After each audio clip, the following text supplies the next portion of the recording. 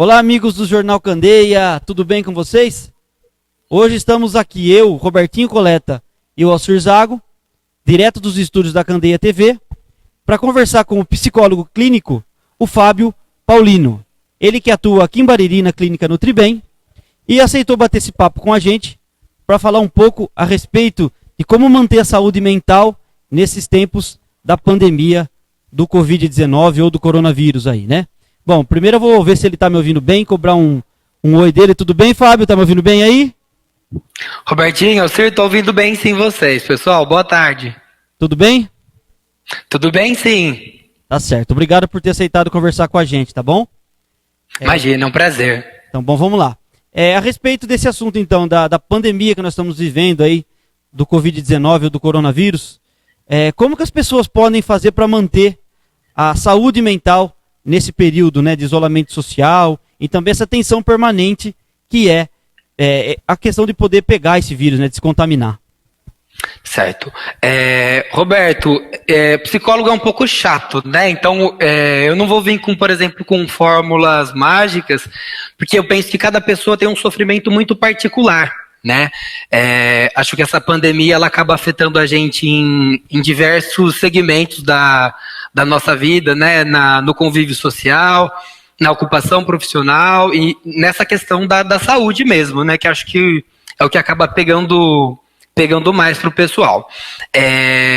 Eu penso assim, né? O que eu tenho visto dentro da clínica e o que costuma acarretar um problema de saúde nessa escala, né? Dessa magnitude, é que a vulnerabilidade nossa, enquanto seres humanos, fica muito exposta, né?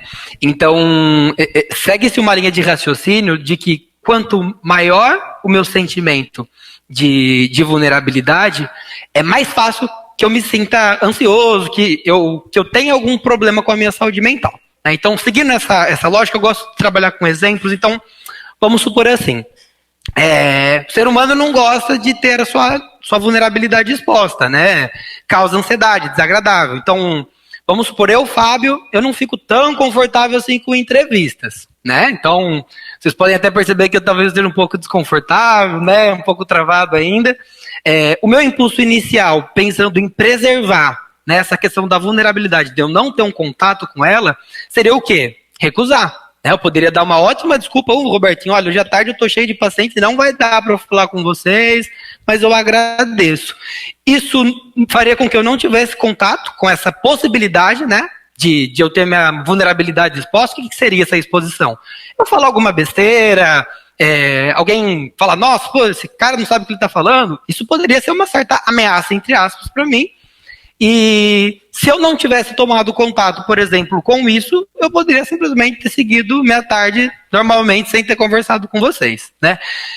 Enquanto a gente está numa rotina normal, a gente consegue fazer isso que eu dei o exemplo, né? Eu posso dar desculpas. O problema é que quando a gente está numa situação de pandemia, não tem como a gente correr muito para qualquer canto, né? Se a gente vai nas manchetes dos jornais, qualquer lugar que a gente vá, a gente tem o contato com a notícia. Então, a vulnerabilidade, ela fica estampada, né?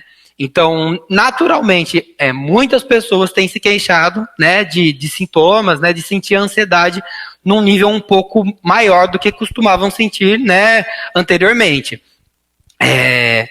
E aí, pensando assim, nessa questão da ansiedade, eu tô falando muito, vocês querem me interromper um pouquinho? Não, querem fazer Fábio, alguma pergunta pontual? Fica à vontade, pode continuar falando. Tá ouvindo bem ou não? Certo, tô sim. Então, recapitulando, vulnerabilidade causa ansiedade, certo? O que é ansiedade? Ansiedade são reações emocionais e fisiológicas. Na nossa cabeça, quando a gente está ansioso, os pensamentos ficam mais acelerados, uma sensação de inquietação, né? A gente não fica confortável em nenhum lugar, algumas pessoas acabam não conseguindo relaxar, não conseguem dormir. E no nosso corpo, quando ela está um pouquinho mais intensa, a ansiedade ela acaba assustando um pouquinho, né? Então, às vezes ela atrapalha na respiração, aceleração cardíaca, né? A sudorese. Então, o pessoal que não tem o contato, não sabe muito bem o que é ansiedade, assusta, né? E é uma oportunidade, inclusive, de se instalar, por exemplo, algum tipo de transtorno, né, de ansiedade. E aí a gente chega no ponto que você me questionou, né, o que a gente faz para manter a saúde mental nesse momento de pandemia? Eu coloquei algumas coisinhas aqui que eu penso, mais genéricas, que podem auxiliar, mas, mais uma vez, batendo na tecla, né, cada pessoa é muito particular, né, então é difícil eu dar uma solução para todo mundo, né.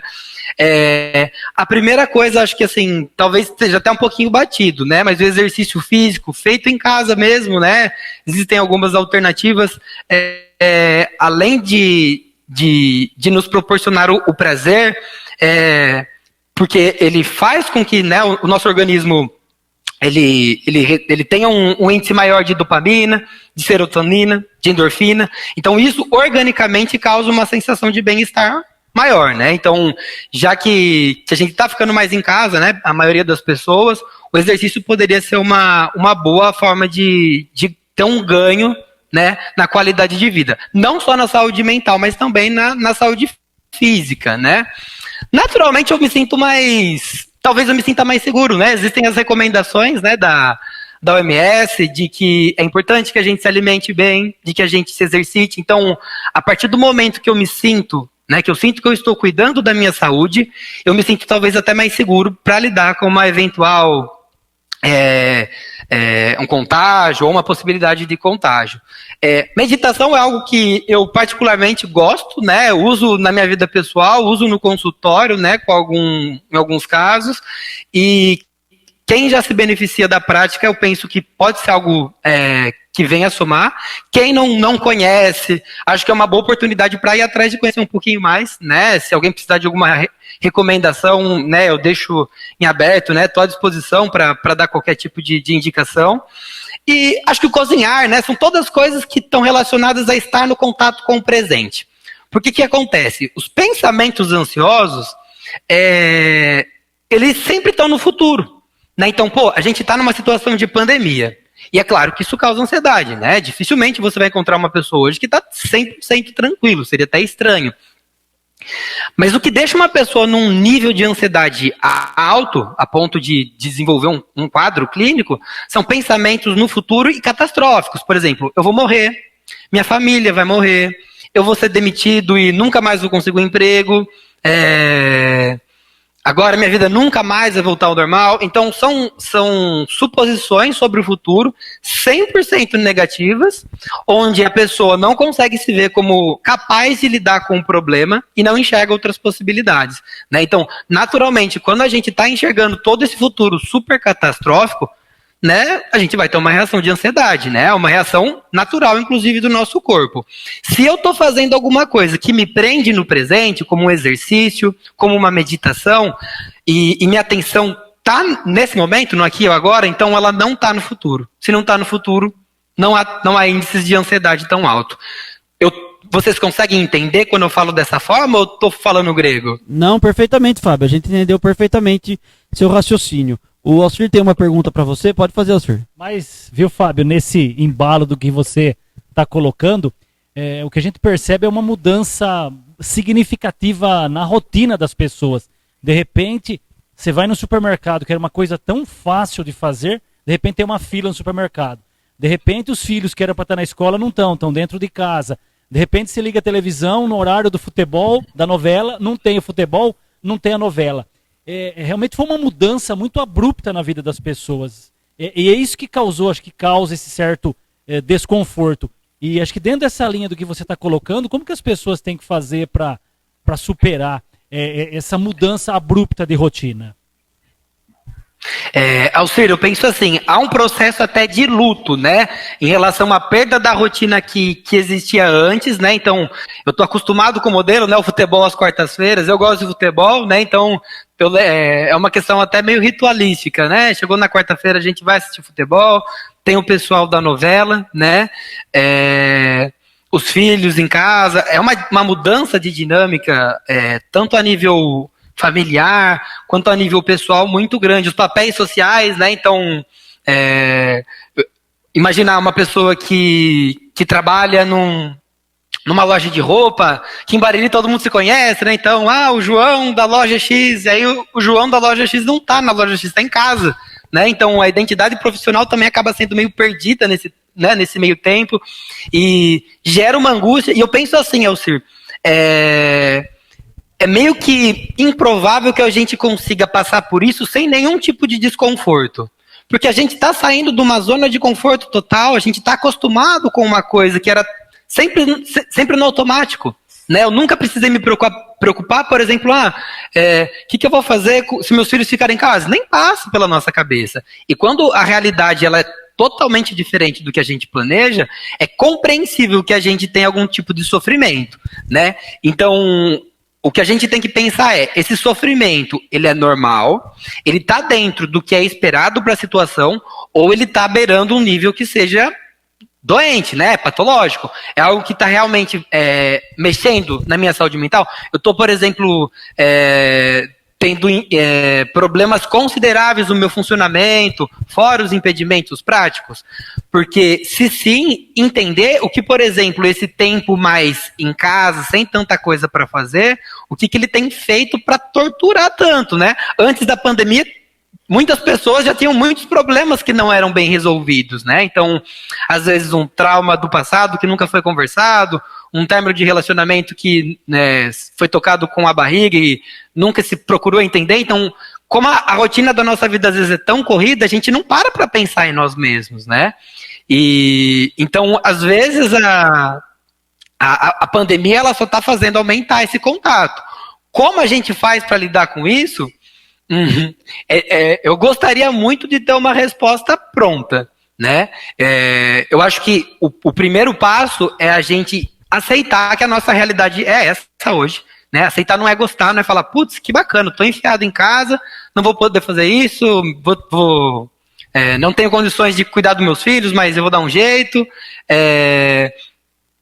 e falar que isso está sendo gostoso, mas o primeiro ponto é aceitar. Olha, hoje a realidade é assim. Não estou dando conta de fazer isso sozinho, preciso procurar apoio, né? Seja de terceiros, seja de profissionais, né? No meu ponto de vista, é difícil eu te trazer algo que vá de fato sanar, né? Qualquer tipo de sofrimento, porque não acho que seja de fato possível, assim. Não sei se é uma visão muito pessimista, né?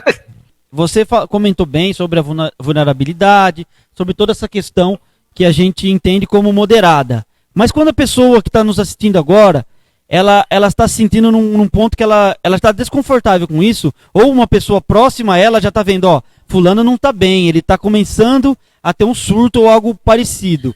O que essa pessoa pode fazer de imediato? Eu digo assim, não só na questão clínica, mas também ligar para alguém, ligar para você. O que você recomenda para quando uma pessoa está se sentindo assim, ou ela está vendo alguém numa situação dessa?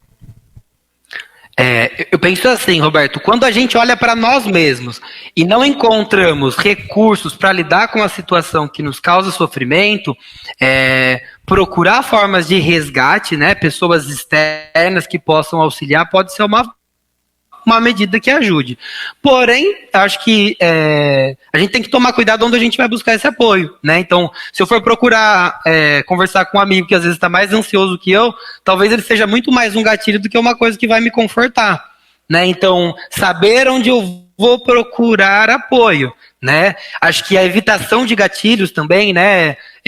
Claro que não dá pra gente generalizar, mas existem pessoas que não estão perdendo o noticiário, estão a todo tempo vendo o número de mortes, vendo o avanço da pandemia em todo o cenário mundial, o que, às vezes, né, dependendo do caso, a pessoa pode acabar se sentindo muito mais angustiada, né?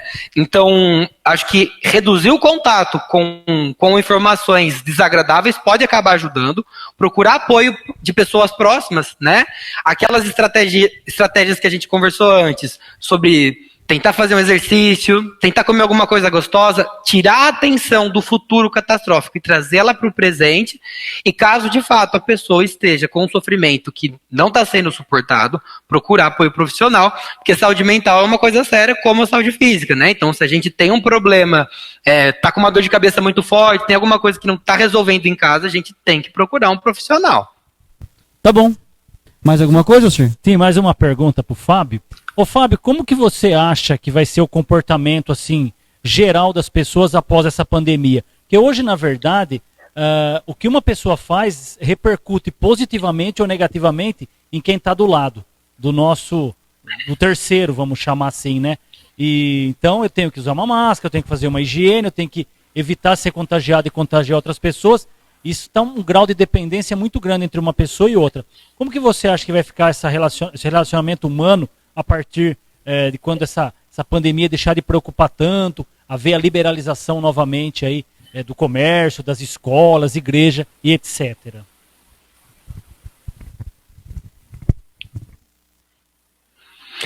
Certo, uma pergunta muito bacana. Eu acho que dá pra gente enxergar isso com bons olhos no sentido assim. A maioria das habilidades, das coisas que a gente aprende, que nos é útil, né, ao longo de toda a vida, elas são aprendidas em situações de estresse e sofrimento, né? E claro que isso, de alguma forma, pode trazer algumas feridas que acabam repercutindo, por exemplo, na questão da interação social, mas eu gosto de pensar que, por exemplo, a questão da valorização da companhia do outro, a valorização do trabalho e até o que acaba permitindo o aumento da criatividade, a expansão de estratégias, pode ser, né, gosto de pensar assim, que essa pandemia acabe trazendo alguns aspectos positivos. Faltou alguma coisinha que eu esqueci no final da pergunta, Alcir. Você pode me relembrar?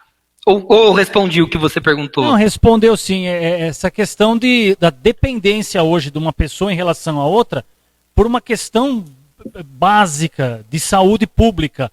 E a partir dessa visão, como que você acha que vai ficar relacionamento humano entre as pessoas com esse princípio sendo colocado em prática por uma urgência como essa? Porque dependendo do comportamento que eu tiver, eu vou colocar em risco os meus terceiros, né?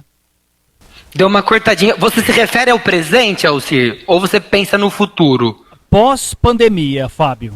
No período pós-pandemia, a partir do momento que tudo voltar, entre aspas, ao normal, estabelecimento comercial aberto, escolas funcionando, igreja, como que vai ficar o relacionamento pessoal? Porque nós estamos vivendo um período agora de que uma atitude de uma pessoa interfere diretamente na saúde de uma outra pessoa. Então, no período pós-pandemia. Certo. Se ficar um pouquinho confuso, dê uma cortadinha, tá, Alcir? Vou tentar responder com base no que eu entendi. Acho que a interação, algumas pessoas talvez estejam sofrendo mais pela interação do que pelo medo do contágio, né? Pensando em querer métodos de furar a quarentena, o quanto a privação do contato está sendo desagradável. Se eu entendi correto, se eu estiver respondendo de uma forma um pouco confusa, né, eu peço desculpas, porque realmente eu não consegui entender muito bem a pergunta. Mas eu acredito que talvez as relações sejam mais próximas no sentido de que, a partir do momento que eu tenho a falta, eu valorizo isto e eu quero que isso seja mantido, né? Então, pequenos detalhes que a gente não costuma valorizar na nossa rotina, como um bom dia, como conversar com um vizinho, né? Às vezes a gente está tão estressado que a gente acaba passando batido nessas coisas. Penso que, percebendo o quanto esses pequenos detalhes fazem falta, talvez a gente possa ter um olhar um pouco mais de empatia e de carinho com o próximo. Não sei se eu consegui responder bem, mas foi o que eu acabei entendendo. Não, Fábio, era exatamente isso que ele perguntou. Nós compreendemos a sua resposta. Foi exatamente isso que ele quis saber. Alcir, mais alguma pergunta para o Fábio? Né? Tomara que a próxima, Fábio, seja presencial, a gente consiga conversar próximos assim e ter um outro tipo de abordagem e essa pandemia passe logo. De antemão, agradeço muito a sua atenção. Deixo aqui o Robertinho para fazer o término da entrevista. Eu também agradeço, Fábio, você, né? Deixo as suas considerações finais. Daqui a pouco você pode falar alguma coisa que você queira falar que eu não perguntei, mas gostaria de lembrar também aos nossos internautas que o Fábio atende ali na clínica Nutribem, né? Para quem não sabe ou não lembra onde que era da Kelly Nutricionista, né? A clínica Nutribem. Então quem quiser também consultar com o Fábio, ele atua ali na clínica, é só ligar lá para as meninas, elas vão marcar um horário para o Fábio. Então fica à vontade, Fábio, se você quiser também fazer as considerações finais, ou passar algum telefone, alguma coisa que você ache interessante. Mas mais uma vez eu agradeço, muito obrigado por conversar com a gente. Roberto, Auxílio, eu agradeço muito pelo espaço, né? É muito bacana. Espero realmente que logo isso tudo se resolva e a gente possa fazer mesmo, né? Bater um papo presencial, né? Olhando nos olhos, sem esse medo da contaminação, né? Acho que é importante espaços como esse para que a gente traga o acesso da psicologia para a população, né? Por muito tempo não se falou tanto sobre saúde mental. Eu fico contente mesmo de perceber como isso tem ganhado, né, o interesse de vocês, querer realmente, né, passar esse tipo de informação para as pessoas. Eu me coloco à disposição, tem uma página profissional no Facebook, né, psicólogo Fábio Paulino. O telefone da Clínica Nutribem vocês conseguem encontrar, né, normalmente no Google, né, no próprio jornal a gente tem a nossa propaganda, na página do Face vocês vão encontrar meu celular, caso precisem, tem e-mail. Eu me coloco à disposição para tirar qualquer tipo de dúvida, né, no que eu puder ser útil, no que eu puder colaborar nesse momento, e dúvidas sobre psicoterapia, sobre ansiedade, né, sobre tristeza, o que for, né, necessário e tiver ao meu alcance, eu vou estar, né, com certeza muito contente de poder ajudar vocês aqui da cidade e da região, tá bom? Tá certo, muito obrigado. Então, Fábio, mais uma vez, por ter falado com a gente. Nós conversamos com Fábio Paulino, psicólogo clínico.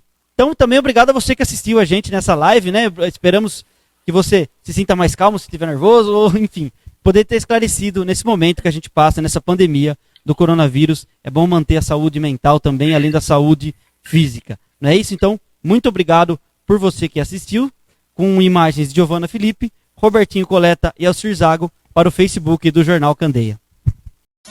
Jornal Candeia. Informação na sua vida.